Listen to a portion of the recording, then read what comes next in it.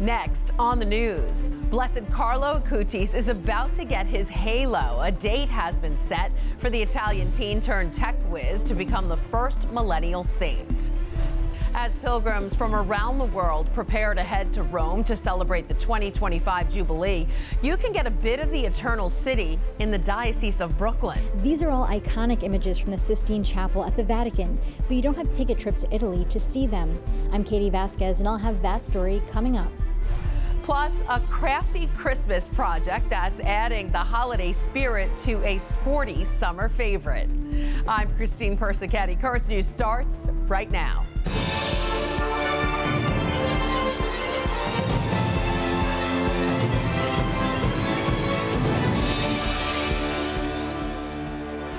Pilgrims from all around the globe are getting ready to celebrate the Jubilee year. And now Pope Francis has made a long-anticipated announcement about the 12 months of faith and pilgrimage. Blessed Carlo Acutis officially has a canonization date. The Holy Father delivering the good news during his general audience on Wednesday. Voglio dire che l'anno prossimo, nella giornata dei bambini, degli adolescenti, canonizzerò il Beato Carlo Acutis. That Jubilee of Adolescents will be from April 25th to the 27th. Though the Pope did not give an exact date, his declaration will be historic as he will be the Church's first millennial saint. Joining us now to talk more about this announcement is the national correspondent for the Tablet and Crux, John Lavenberg. Hi, John. Hi, Christine. So, John, information is still coming in about this canonization. What more can you tell us about it? Yeah, so as we just heard there, Pope Francis talked about how the canonization will take place sometime between April 25th and 27th, 2025. But the Archdiocese of Assisi, Blessed Carlo's home diocese, came out today and said that they're expecting that it will take place on Sunday, April 27th at 10 a.m. at St. Peter's Square. How exciting. What reaction have you heard about this? I know people are excited. Absolutely. And of course, Blessed Carlo is a renowned figure worldwide. You know, he's been given the title, the patron saint of the internet. That's not official, but that's what a lot of people have called him. So he's very popular. Here in the U.S., dioceses nationwide have published stories over the years just about him, publicizing him when his relics have come and things. And they've already started to publish the announcement of this date coming and, you know, possibly making preparations to bring pilgrimages, bring people in their diocese over. Yeah, this will most likely be the main event for the young people at the Jubilee of Adolescents. But what more can they expect? You know, the U.S. Conference of Catholic Bishops has published a program for the Jubilee of Adolescents, and it really contains a lot of things that are typical to the traditional Jubilee year. It'll start with the pilgrimage to the Holy Doors. It will include prayer, a musical celebration, and will conclude with a Mass by Pope Francis. So what the USCCB is putting out, they're really inviting teens in the United States to experience the Jubilee in the traditional way that adults would when they can just travel there anytime they want next year. Sounds like it'll be amazing. John Lavenberg, the national correspondent for the Tablet and Crux, thanks for being with us. Thank you, Christine. If you want to learn more about Blessed Carlo, Currents News has got you covered. We'll be airing a special program telling you everything you need to know about the teen from Milan, from his life before death to his legacy in the Diocese of Brooklyn and beyond. Just tune in this Saturday and Sunday at 7 p.m. on Net TV. Those planning to attend the Jubilee can get a sneak peek of the Eternal City in the Diocese of Brooklyn. A new exhibit is offering an up-close view of one of the most iconic Catholic works, the Sistine Chapel. Currents News' Katie Vasquez tells us more about it from Sunset Park. In the heart of Vatican City, around 5 million people every year visit the Sistine Chapel to see the famous work of Michelangelo. Many say it can be overwhelming, both because of the iconic images and the crowd of tourists. I remember craning my neck to look up and, throngs of people. You're sort of herded through. It's an assembly line viewing. That's what organizers say is the benefit of a new Brooklyn exhibit. Instead of traveling thousands of miles, faithful only have to go to Sunset Park. It's not meant to replace it, but it's a different way to experience it. By scanning a QR code, if you had just survived a global flood, what would your first move be? visitors can also learn more of the backstory behind each piece. I always love art, so this is very nice for me to see more details. You always learn something more.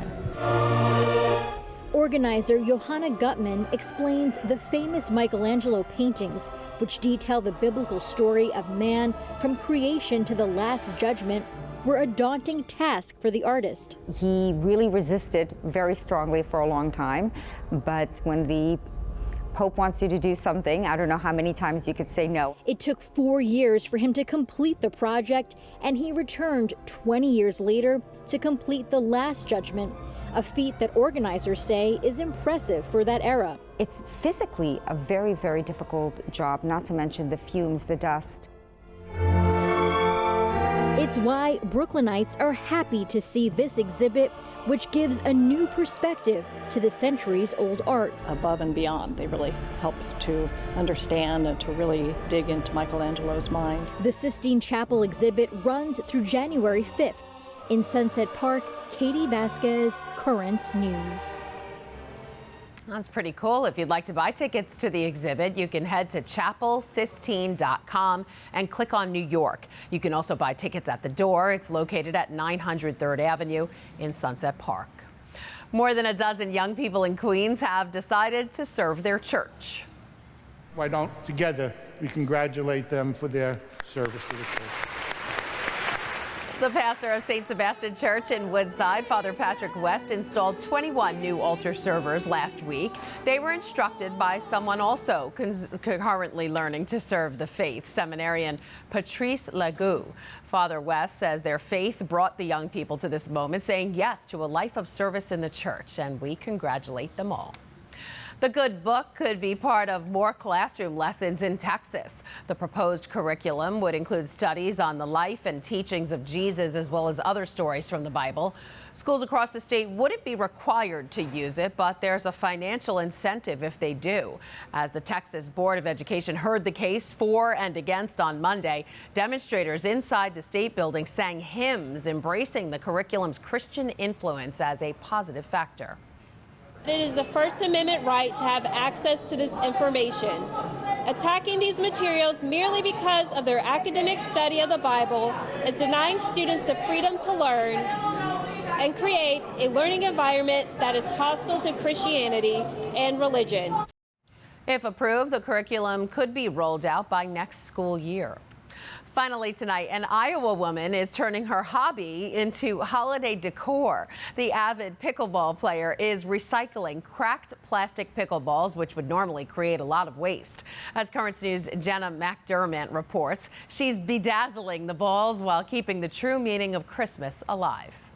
So pick your color and away you go. Sherry Kubalski is repurposing old pickleballs, turning them into something new. It just came to mind one day when I was looking at cracked pickleballs, and I said, what do you do with these? Well, they throw them away. And that's where the idea became, to recycle them and make Christmas ornaments. Sherry gathers the cracked pickleballs from where she plays with her husband. It's all about glitter for me, glitter, maybe some glue.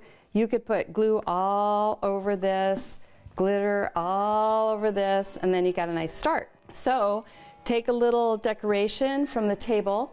We have bows and flowers and beads and buttons, all kinds of stuff. But amid all the glitz and glam, the real reason of Christmas is not lost on Sherry. She's trading her ornaments for food and cash donations, organizing a holiday food drive at a local sports complex. We decided, with cooperation from the field house, it was a great idea to do a food bank drive. The donations will be given to the local Lutheran Church of Hope's food pantry. These ornaments were made with love and fellowship and just in real deep caring for other people. It's not about the ornaments, it's about serving others. Jenna McDermott, Currents News.